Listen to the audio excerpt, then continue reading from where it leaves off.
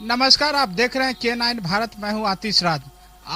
आज हम जो बात करने जा रहे हैं, बिहार की राजनीतिक में बहुत ज्यादा हलचल मची हुई है। खासकर जब बात करते हैं आशा पार्टी की, तो आशा पार्टी ने लगातार जिस तरह से संगठन को मजबूत किया है, खासकर सीमांचल के क्षेत्रों में भी मजबूत किया है। और सीमांचल का क्षेत्र ऐसा क्षेत्र माना जाता है जहां पे हर बार बाढ़ आती है और लोगों को परेशानियां बढ़ती है।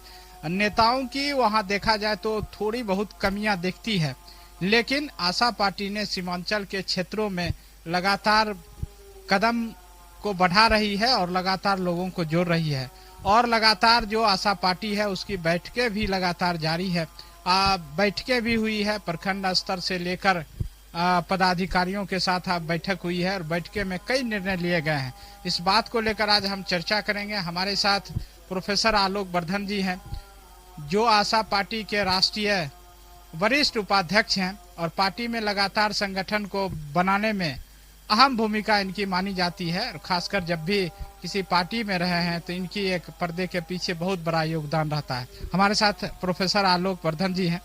जानने की कोशिश करेंगे कि आज जो बैठक किया गया है, क्या बैठक में निर्णय लिया गया है आगामी जो विधानसभा चुनाव है उसको लेकर, और जो लोग प्रखंड स्तर से वहां पहुंचे थे, प्रखंड अध्यक्ष, उसको क्या क्या निर्देश दिया गया है। आलोक वर्धन जी, देखिए, हम लोगों का पार्टी का गठन जो हुआ है आज के तारीख में 2 महीना होने चला है। तो संगठन के विस्तार के लिए आदरणीय रामचंद्र बाबू ने, जो राष्ट्रीय अध्यक्ष हैं हमारे पार्टी के, तो केंद्र से लेकर के प्रखंड स्तर पर, पंचायत स्तर पर, बूथ स्तर पर जो संगठन हम लोगों का आज की तारीख में तैयार हुआ है, उसी की समीक्षात्मक बैठक आज पार्टी के राष्ट्रीय कार्यालय मुस्तफापुर नालंदा में आहूत की गई थी, जिसमें तमाम पदाधिकारीगण, राष्ट्रीय पदाधिकारी भी, प्रदेश के पदाधिकारी भी, जिला अध्यक्ष भी, प्रखंड के अध्यक्ष, जितने भी बिहार के प्रखंड हैं सभी लोग वहां पहुंचे थे। साथ साथ कुछ पंचायत के भी अध्यक्ष वगैरह सब वहां उपस्थित थे। उसमें समीक्षा हो रही थी कि हम लोगों का जो संगठन आज के तारीख में बना है वो किस रूप में है, उसकी समीक्षात्मक बैठक थी। साथ साथ इस बैठक के बाद जो हमारे राष्ट्रीय अध्यक्ष ने अपना संबोधन दिया, उसमें सभी पदाधिकारियों को, प्रखंड अध्यक्षों को, जिला अध्यक्षों को आगामी विधानसभा की तैयारी हेतु उन्होंने अपना गाइडलाइन दिया।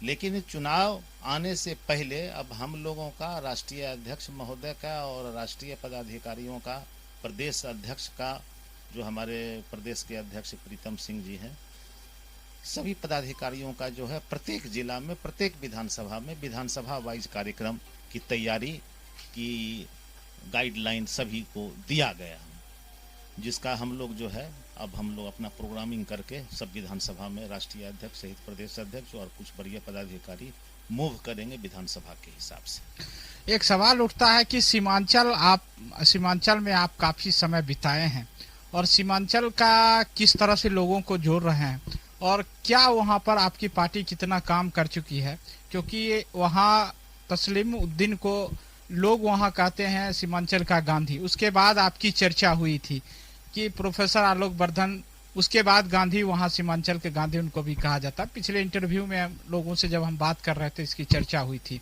आप बखूबी से वहां देखे हैं, हर नब्ज को वहां देखे हैं सीमांचल को, वहां पे आपकी पार्टी किस तरह से काम कर रही है? देखिए, इस प्रसंग में हम आपको एक चीज बताना चाहेंगे कि हम पहले जिस पार्टी में थे उस पार्टी में भी हमको बहुत बड़ी जिम्मेवारी मिली हुई थी, और ये जिम्मेवारी हमारे अभी आशा पार्टी के राष्ट्रीय अध्यक्ष आदरणीय रामचंद्र बाबू ने दिया था, क्योंकि संगठन करता वो रहे हैं और संगठन को वही चलाते थे।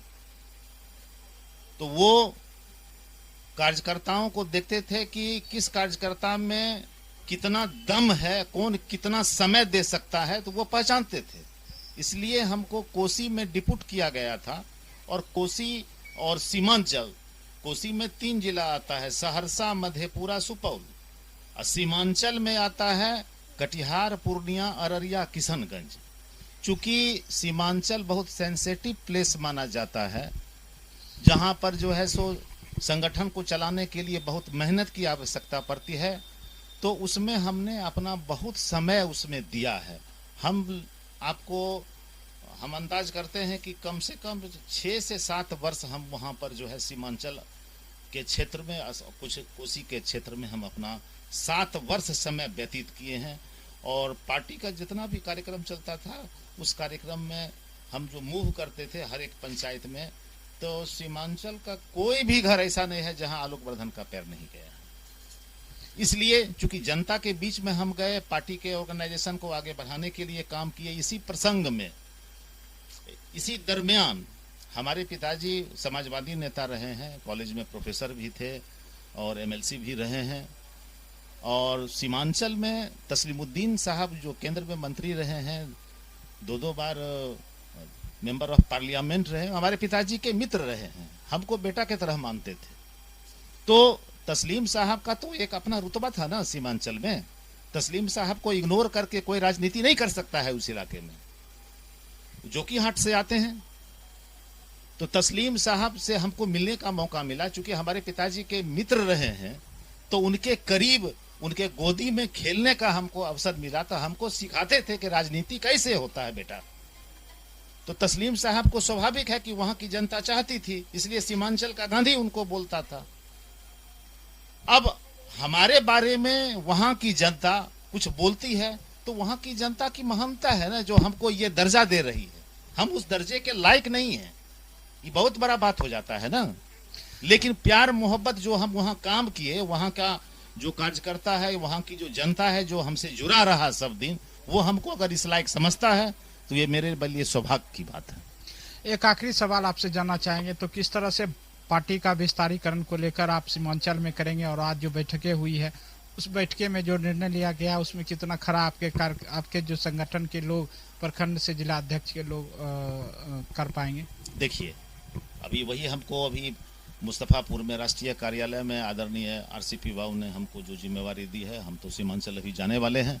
और सीमांचल में पर डे कोई दिन ऐसा नहीं है जहां पर 100-150 वर्कर हमारी पार्टी में शामिल हो रहा है, कोई दिन खाली नहीं है।